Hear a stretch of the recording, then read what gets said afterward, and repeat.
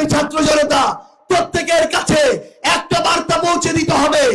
আমাদেরকে ওই মানুষদেরকে বয়কট করতে হবে যারা দিনের বেলা মাদকের বিরুদ্ধে কথা বলে আর রাতের বেলা মাদক ব্যবসার লাভের টাকার ভাগ নেয়।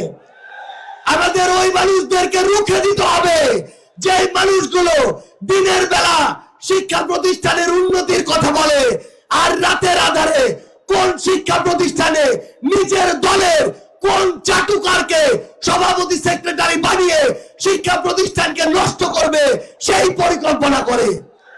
আমাদেরকে ওই মানুষদেরকে বয়কট করতে হবে যারা দিনের বেলা নির্বাচনের আগের 2 মাস জনদরদি হয়ে উঠে নির্বাচনের পরে 4 বছর 10 মাস হারিকেন ধরাও খুঁজে পাওয়া যায় না। আমাদের ওই মানুষদের বিরুদ্ধে দাঁড়াতে হবে যে মানুষগুলো শ্রমিকের সন্তানকে শ্রমিক বানায়, শ্রমিকের পরবর্তী প্রজন্মকে শ্রমিক বানায়, কিন্তু নিজের সন্তানকে বিদেশে পড়াশোনা করায়।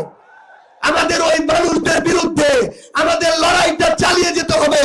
যে মানুষগুলো নিরপেক্ষ প্রশাসনের কথা বলে কিন্তু রাতের আধারে প্রশাসনকে প্রভাবিত করে নিরপরাধ মানুষদেরকে হয়রানি করে।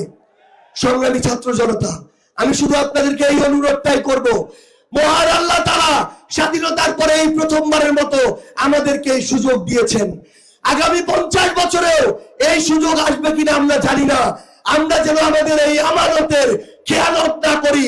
সারা বাংলাদেশের টেকনাফ থেকে তেতুলিয়া, রূপসা থেকে পাথুরিয়া 1,47,570 বর্গ কিলোমিটারে শুধু একটাই ধ্বনি হবে, 10 দলীয় ঐক্যবদ্ধ বাংলাদেশ ইনশাআল্লাহ।